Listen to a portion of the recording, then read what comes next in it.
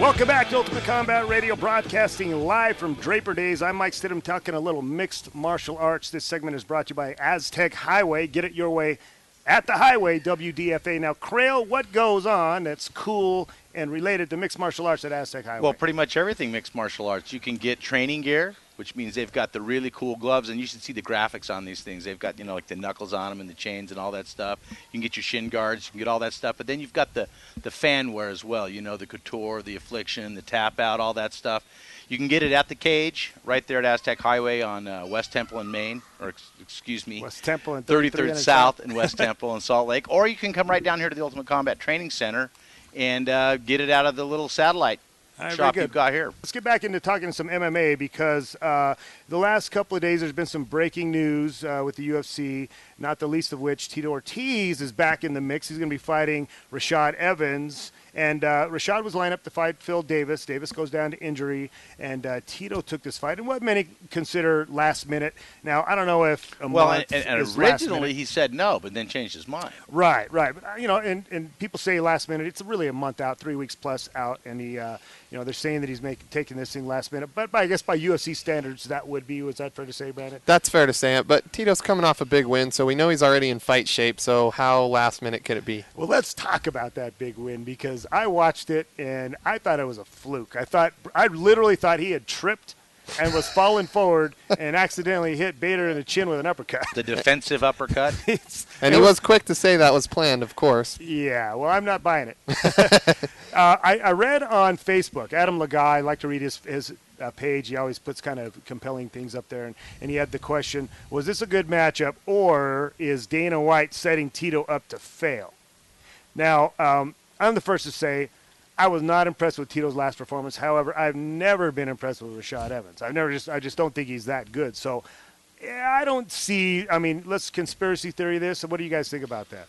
Well, they fought once before back in 2007, right? And Tito lost to a controversial decision. I think wasn't it a draw or something? Oh, no, he grabbed the cage or something. Right.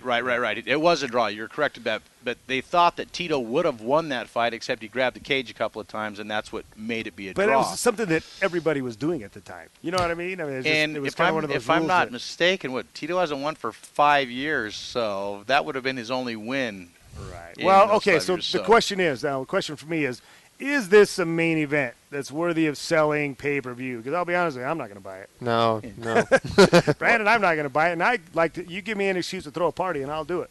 To your everyday average martial arts fan, Tito Ortiz is a big name. So is Rashad. He came off the Ultimate Fighter. So maybe from a business perspective it is, but to the true fight fan, I don't think well, let me ask you this. From a fan's perspective, isn't this something that maybe the UFC's obligated to maybe drop their pay-per-view price?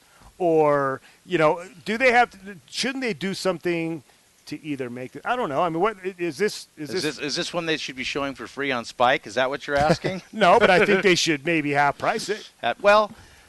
Tito's I might buy it for $20. Yeah, Tito's following has got to have dropped off over the years. He, when he was the original Huntington Beach bad boy and all that, and he had a lot of people. I thought you were going to go racial for a minute there. And let's be honest, Tito's allure for quite a time there he was the Mexican American fighter, and that was his. He would carry the Hispanic flag right? in it, and it wasn't Spanish; it's Mexican. There's a difference. I said Hispanic, I know but it's Mexican. Is they don't have a Hispanic flag. Well, you're right. You white folks, man. We just don't get it, do we? You just don't. But but now there are a lot of other Hispanic fighters. There are a lot of other Mexican fighters, and a lot of them that are carrying that banner, if you will. So Tito kind of lost that allure, if you will. Right. Well, and I just don't think he has the fan base he had because he hasn't been winning.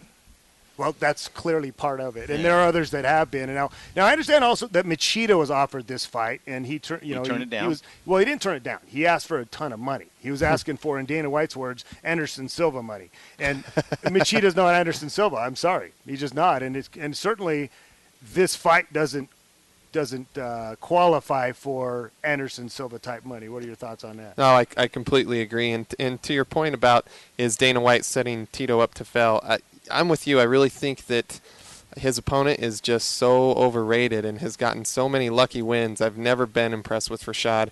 And he's not the kind of killer guy that you think of when you think, man, I really just want to end this guy's career. I want to take this guy out. Rashad is the last person in that weight class that comes to my mind. You know, and he's got the personality of a thumbtack. You know, and let's be honest, a lot of this is promotion and that kind of thing, and Rashad is just boring. Well, his quote to ESPN was, I thank Tito for taking the fight, but I'm going to smash him. Well, he probably should thank Tito for taking the fight. And I guess my question for you, Brandon, because you're a fight coach and manager, and you've worn a lot of hats in the game.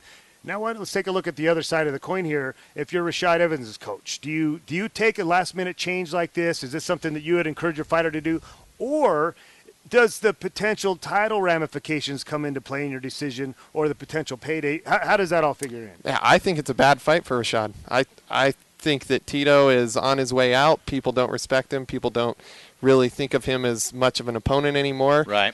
People do, for whatever reason, they do look up to Rashad. They think he's, world-class, top of the weight class material, which he's not, in my opinion. Right. And I think a loss to Tito is going to show people that he really is an overrated, overhyped fighter. A loss to Tito could kill his career. It could kill his career, but a loss. But for Tito to get a loss, it's what everybody expects anyway. So Tito's got everything to gain, and Rashad's got only something to lose. And Dana's even said that this is not a one-and-done situation like that the Bader fight was. He said that, look, Tito taking this fight on short notice, we give him respect for that, and so if he loses, we're not going to cut him from the program. And Tito's saying the reason he did take it is because they've patched things up at UFC, and he wants to show his loyalty to UFC. Right, and I'll give him some credit for that. That the fact that he's saying, look, the UFC took another chance on me when they clearly didn't have to, and so I want to show that I'm down for the team.